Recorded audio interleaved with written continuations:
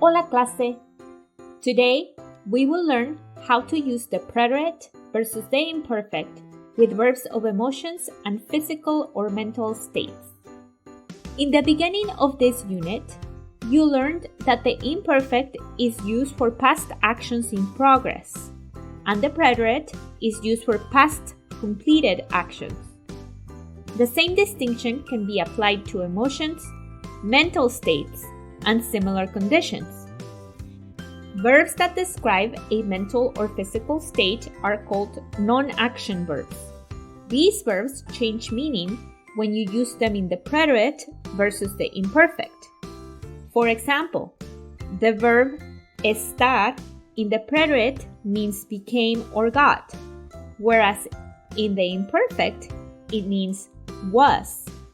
Examples: Mamá estuvo enojada cuando le dimos una fiesta sorpresa. Mom got angry when we gave her a surprise party. Realmente estaba contenta con una tarde tranquila en casa por su cumpleaños. Really, she was happy with a quiet afternoon at home for her birthday. The stem-changing verb sentirse means to feel, and you can use the imperfect to describe an ongoing feeling or the preterit to describe the onset or a completed feeling. Examples: El abuelo se sintió mareado en su fiesta de 90 años y lo llevamos al doctor. Grandfather felt or got dizzy in his 90th birthday party and we took him to the doctor. Él se sentía bien mientras duró la medicina, pero sus síntomas volvieron después. He was feeling fine while the medicine lasted, but his symptoms came back after.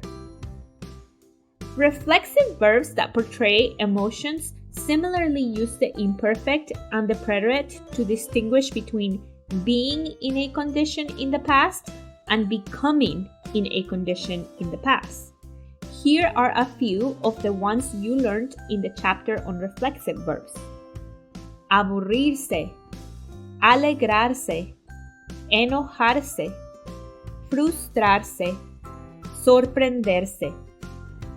Examples: Él no se aburrió en la fiesta de cóctel cuando conoció a su esposa, lo cual era raro porque siempre se aburría en fiestas sin música y baile.